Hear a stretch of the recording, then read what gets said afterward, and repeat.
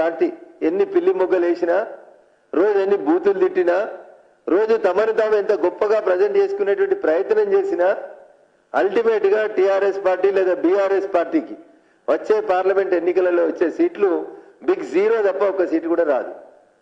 ఎందుకు వేయాలనేది ప్రజలు అడుగుతున్నారు. ఇలా బీఆర్ఎస్ ఎంపీ గెలిస్తే ఉంటాడా, రేపు నెల రోజులు ఉంటాడా, 2 నెలలు ఉంటాడా, అసలు ఉంటాడా లేదా అనేటువంటి ప్రశ్న ఇలా సమాజం నుంచి వస్తుంది.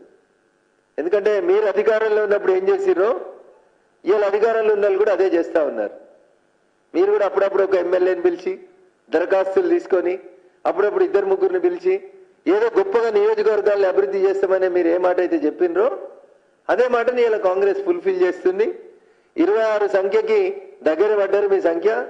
వాళ్ళు గోడ దుంకకుండా కాపాడుకునే చేతనైతే కాపాడుకో. కేటీఆర్ ఉంటే ఉంటాడు, పోతే పోతాడు. అందరు పోయినా నీకు తెలిసిన తర్వాత ఇక నువ్వు ఉంటాడేంది, పోతే పోతాడేంది.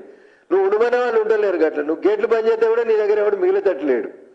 అందుకని వేదాంతాలు ఇంకేదో కొత్త నగ్న సత్యాలు అనుకున్నట్టు కొత్త వాళ్ళని తయారు చేస్తాం. నీకు తయారు చేసే అలవాటు లేదు. పక్క పార్టీలో తయారైతే మన పార్టీలకు తెచ్చుకున్నాడు అలవాటు నీకు. అందుకని ఇప్పుడు దెబ్బలు తాకుతున్నాయి. తెలంగాణ ఉద్యమంలో 14 ఏళ్ళు మీ నాయనతోటి కలిసి పనిచేసినోని ఒక్కని కూడా మీరు గుర్తించలే, గౌరవించలే, సముచిత స్థానం ఇయ్యలే.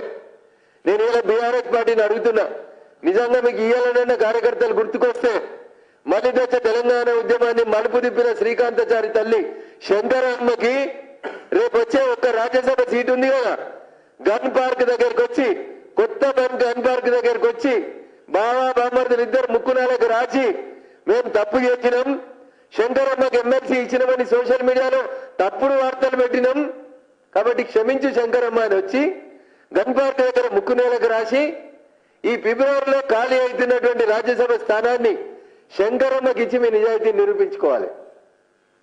లేకపోతే పార్లమెంట్ ఎన్నికలలో ఓటేయమని ఊర్ల పంట వస్తే ఇలా రిటైర్ అవుతున్న వాళ్ళు ఎవరన్నా 3 రాజ్యసభ సభ్యులు, ఒక ఆయన గోళీలు వేస్తాయనే, ఒక ఆయన గోళీలు తయారు చేస్తాయనే, ఇలా మనం క్యాన్సర్ హాస్పిటల్ గురించి మాట్లాడుకుంటున్నాయని ఒక ఆయన, ఇంటి మీద ఇన్కమ్ ట్యాక్స్ రైడ్ అయితే ఎన్ని బీరువాలు ఉంటాయో అన్ని బీరువాలలో 500 నోట్ల కట్టలు దొరికినాయని ఒక ఆయన, ఇంకొక ఆయన గ్రానైట్ సామ్రాజ్యాన్ని వెళ్ళిన ఆయన. ఇలా బీఆర్ఎస్ పార్టీ నుంచి ఏప్రిల్ 2వ తారీఖున రిటైర్ అవుతున్న 3 రాజ్యసభ సభ్యులలో ఒక్కరికైనా తెలంగాణతో సంబంధం ఉందా? మేమంతా జై తెలంగాణ అని తన్నులో పడ్డ రోజు ఈ 3 ఎవరైనా జై తెలంగాణ అన్నారా? అసలు వీళ్ళకి జై తెలంగాణ అని అనొస్తుందా? తెలంగాణ ఎట్లా తెలుసా? తెలంగాణ జిల్లాలో తెలుసా ఇలా కనీసం? అందుకని మీకు నిజంగా చిత్తశుద్ధి ఉంటే కేటీఆర్ ఎగిరిపడు కాదు, నోటికొచ్చినట్టు వాగుడు కాదు. నీ చిత్తశుద్ధిని నిరూపించుకోవాలంటే బీసీలకు ఇస్తుందని ఒక క్వశ్చన్ మార్క్ పెట్టే వార్త రాపించారు పేపర్లో. సిగ్గనిపించలేదు మాట్లాడుతుంటే. అందుకని మలిదేశ తెలంగాణ ఉద్యమాన్ని మలుపు తిప్పిన శ్రీకాంతాచారి తల్లి శంకరమ్మకి ఇచ్చి తప్పైందని మీరు 100 కోట్లతోటి మొదలుపెట్టి 500 కోట్లకు పెంచి ఆంధ్రోళ్లతోటి కట్టించిన అమరవీరుల స్తూపం కాడికి వచ్చి చెంపలేసుకోమని చెప్పి టీఆర్ఎస్ పార్టీకి కేటీఆర్ కి ఈ సందర్భంగా సూచిస్తా ఉన్నాం.